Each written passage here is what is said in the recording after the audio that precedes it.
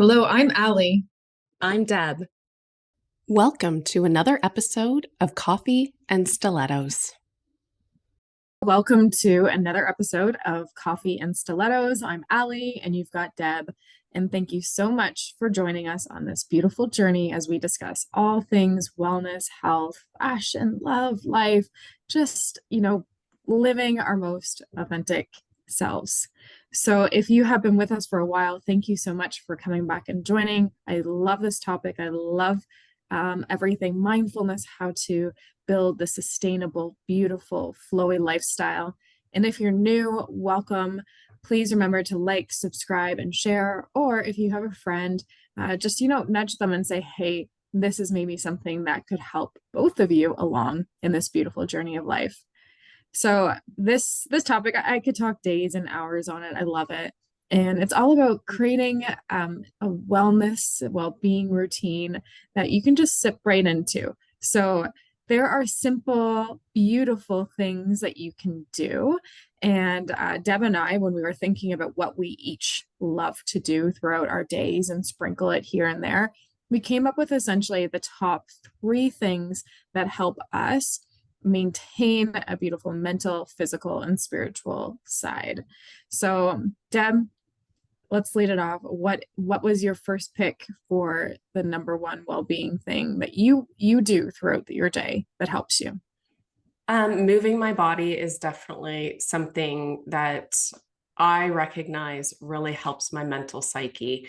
And for me, and don't get me wrong, I'm just getting back into running. I like walk my dog every day, but I used to run quite a bit. I've ran 2 half marathons, and for me, there is nothing like a good run. You just like, and it's not even that you're always excited to go, but when you're back, I don't know, there's nothing better to me than a good run. It just, I don't know, clears the air, clears the cobwebs, gives you some mental clarity. And then physically also, it just makes me feel good. So that's one thing for me. And it's also, getting out in nature and just being, I take my dog for a run and he sets the pace. So but it's being out in nature. And I used to run in anything. I used to run in like snowstorms. I'm more of a fair weather runner now, but I've been getting back into it and I forgot how good it makes me feel. And I don't even know how I ever got away from kind of that practice. I do weights or weight training a couple days a week, and I've been, like I said, walking my dog. But for me, a good run, there's nothing like it. And I know that you are not a runner. There's nothing that inspires you. But I think when we talk about moving our bodies, it doesn't, what's right for you, it might be different for me. Maybe it's yoga, maybe it's stretching. And I think there's always that, I don't know, pressure. Like you see all those runners out there that you have to be, this marathon runner. My daughter's just getting into running now, and she's doing a walk run, and it's nothing's right or wrong. And I think it's just getting out there, moving your body, because it's good for your overall mental, physical, and emotional well-being. Yeah, like I've done a 5K run and made it to the finish line. Didn't really enjoy it. And would I do it again? Probably there's something in me that like, oh, if there's a challenge or something that's fun, I'll incorporate it. Though I put nature because I know when I'm out in nature, I'm walking, and sometimes it is a brisk walk. There is moments that I'll do like sprints on the treadmill and kind of train my heartbeat to be elevated, come back down so my body knows that it's safe.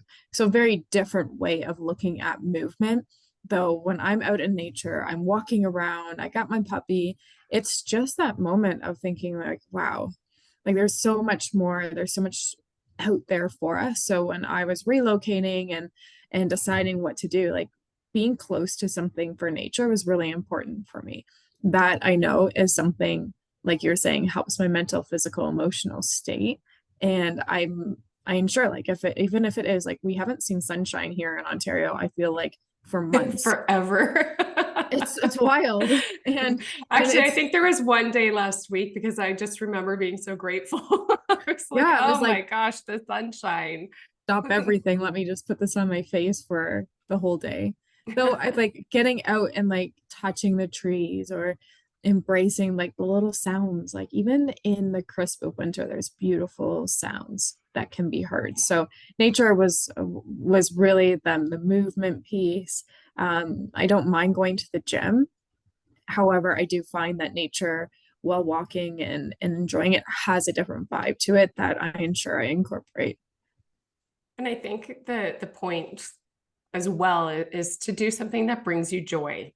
So maybe it isn't running, maybe it isn't weights, maybe it's dancing. What's that Zumba? I've never done it, but Mm, and have you ever seen those people on I don't know what they're called, those like really funky shoes, like they're really tall. Do you know what I'm talking about?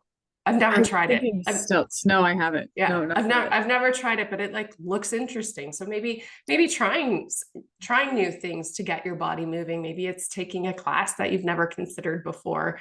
Um, getting out of that comfort zone too. I think when we talk about how to incorporate these things into your day, you want to do something that's going to bring you joy, but you also want to try something new. We always go back to what's familiar. Our mind likes to take us back to what's familiar. So I really encourage you to try something new that you haven't done. Mm. So when we talk about sunshine and how grateful, I know one of your and my favorite practices is going to gratitude. So tell me how you incorporate that in your day. Gratitude is one of those things that when I'm in a real shit mood or something's happening, like it is the number one changer. And it's the one thing that I go to sustain what I want and to move forward into more of an approach of how can I move my life forward by being grateful right now.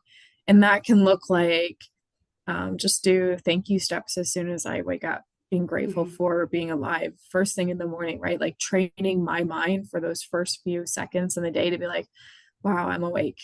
I can breathe. I'm grateful for Mhm. this. Thank you. Thank you. Thank you. Like it's very simple.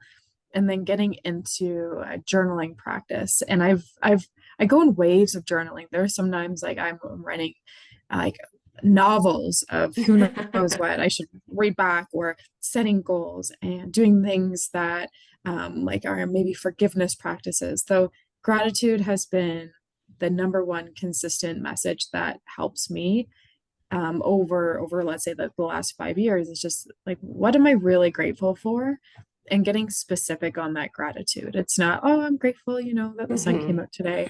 I'm grateful that I can experience few moments of just breathing in that sunlight to help nourish me and feeling that moment or being grateful for things that maybe haven't happened yet. Like I'm so grateful for that new client and experiencing it in that way. So there's a few ways that I use gratitude. And when I looked at, yeah, like, is it journaling? Is it just being mindful, like eating? Though it really came into gratitude as an overall practice and how I use it in different forms. How about you, Deb?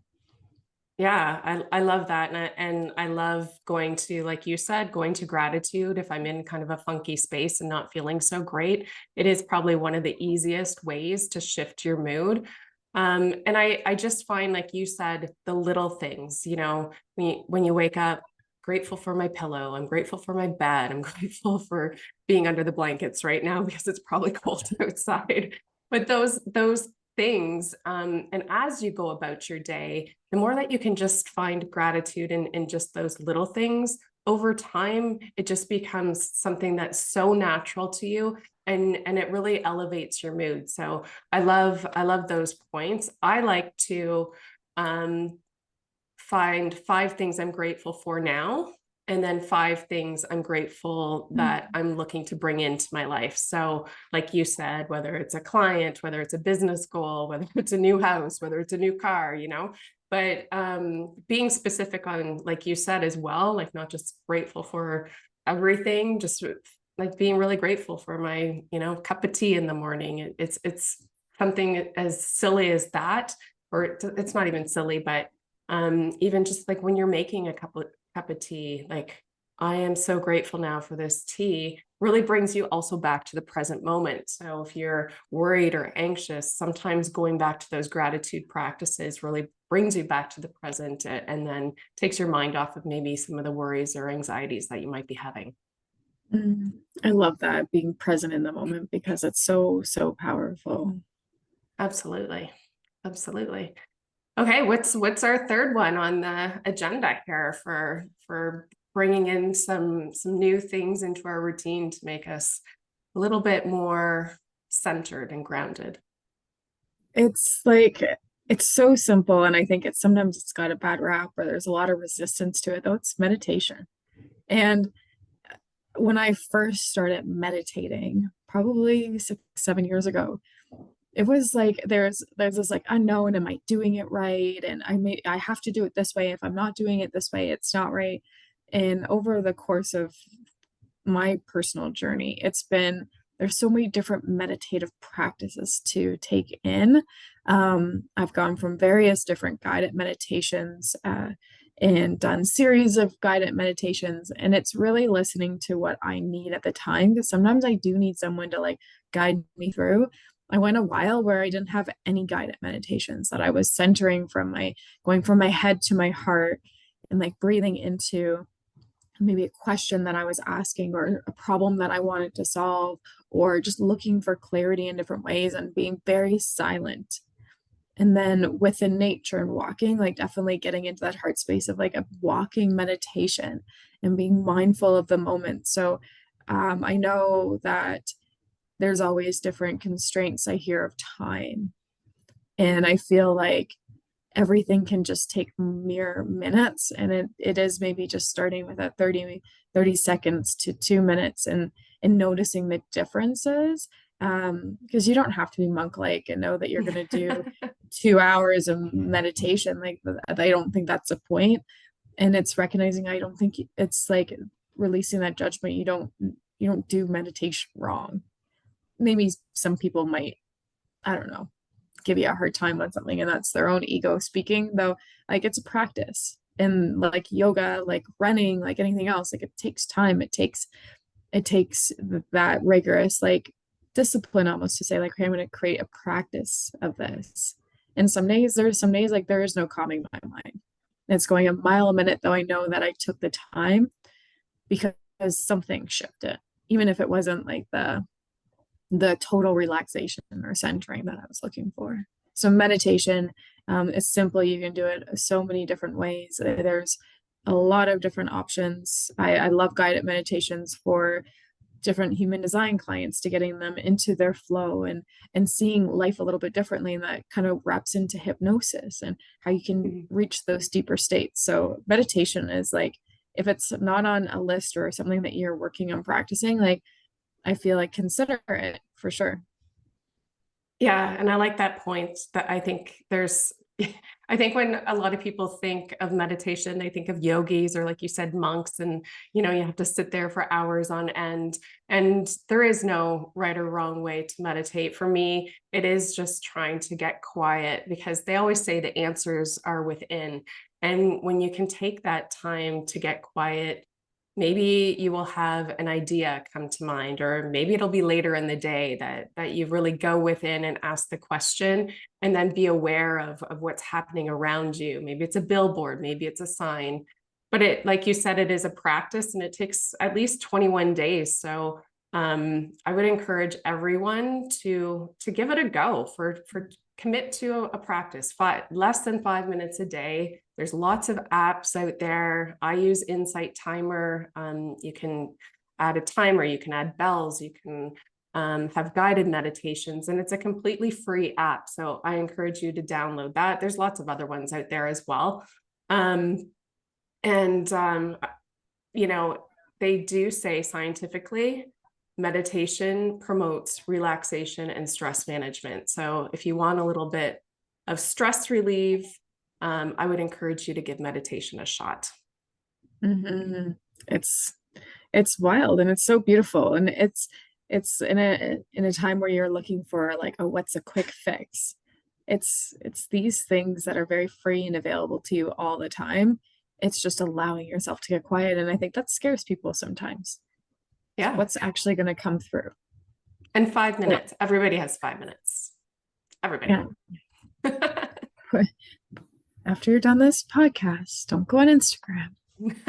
Yeah, right. Take 5 minutes out of your social media scrolling and do a meditation, because you can literally do meditation everywhere. And I think everybody thinks that it has to be like this really quiet space. You can get quiet pretty much anywhere. So I encourage you to give it a go. And I encourage you to find your top 3 things that you would like to implement into your lifestyle for your mental, physical, and emotional well-being. We really thank you for being here with us as we continue this podcast journey. We hope that you will like, subscribe, rate, and review.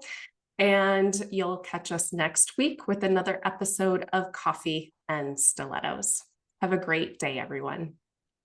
Thanks for listening. If you enjoyed the show, please share with your friends and rate and recommend on iTunes or Spotify or wherever you get your podcasts. There will be links to more great resources in the description.